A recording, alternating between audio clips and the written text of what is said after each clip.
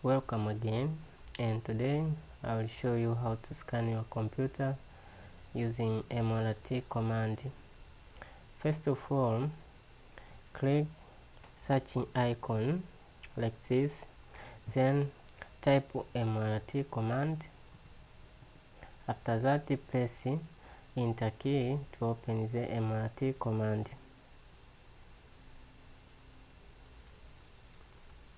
After malware command open, click next button to see the option of scanning. First scanning is quick scan, and second option is to choose if you want to run full scan, to scan your folder in your computer including Windows. And third option is to customize what folder you want to scan. You will click here, then you will select your folder you want to scan.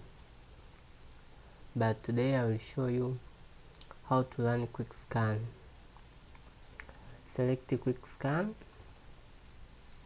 and then select next button. After selecting next button, your scanning will start. Then wait until your scan complete.